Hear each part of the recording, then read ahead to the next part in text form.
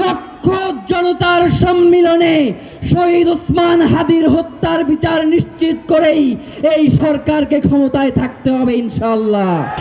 এই আগস্ট মাসে 1991 সালে শায়েখে চরমোনাই ইসলামী ছাত্র আন্দোলন বাংলাদেশ প্রতিষ্ঠা করেছেন এবং এই আগস্ট মাসেই 1975 সালে বাংলাদেশের মানুষ বাকশাল থেকে মুক্তি পেয়েছে।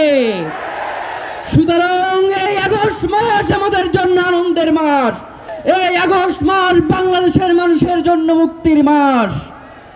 আজকে যখন আমরা জুলাই নিয়ে কথা বলি তখন মনে হয় যে এই জুলাইয়ের স্টেক বিভিন্ন রাজনৈতিক দলকে আমরা দিয়ে দিয়েছি, এইগুলো নিয়ে কথা বলবার কোনো অধিকার আমাদের নাই। একটা কথা মনে করিয়ে দেই, জুলাইয়ের গণঅভ্যুত্থানের সময়ে একজন পীর সাহেব, একটি আন্দোলনের নেতা, একটি রাজনৈতিক দলের আমির এই রাজপথে দাঁড়িয়ে বলেছিলেন, ওরে নরপিশাচ, তোরা আমাদের সন্তানদের বুকে গুলি করছে। সুতরাং সেই আমির মরে যায় নাই, সেই ইসলামী ছাত্র আন্দোলন এই বাংলাদেশ থেকে হারিয়ে যায় নাই। আজকে যারা নতুন করে এই বাংলাদেশে ফ্যাসিবাদ কায়েম করতে চায়, যারা গুম খুন হত্যার রাজনীতি কায়েম করতে চায়, তাদেরকে আমরা বলে দিতে চাই, বাংলাদেশের এই জমিনে ইসলামী শাসনতন্ত্র এখনো রয়েছে। আমরা আপনাদেরকে স্পষ্ট করে বলে দিতে চাই, শহীদ ওসমান হাদি যতদিন পর্যন্ত জীবিত ছিলেন, যত প্রোগ্রামে তিনি ইসলামী শাসনতন্ত্র ছাত্র আন্দোলনকে বলেছেন, তারা তার সাথে কাঁধে কাঁধ মিলিয়ে আন্দোলনে সামিল হয়েছে।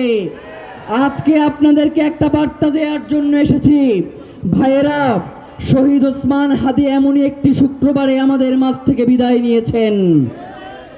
বাংলাদেশে যারা ভারতীয় আধিপত্যবাদ কায়েম করতে চায়, যারা বাংলাদেশের মানচিত্রকে বিদেশের কাছে বিক্রি করে দিতে চায়, সেই আধিপত্যবাদী শক্তির হাতে শহীদ ওসমান হাদি আজকের এই শুক্রবারের মতো একটি দিনে শাহাদাত বরণ করেছেন।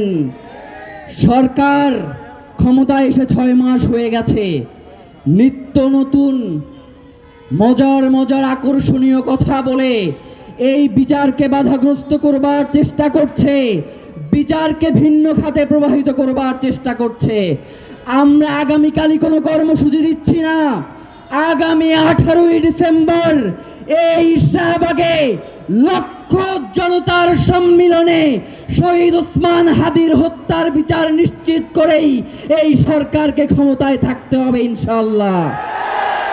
এর বাইরে এই সরকারের কোনো পথ নাই। তার সামনে আরো 4 মাস সময় রয়েছে।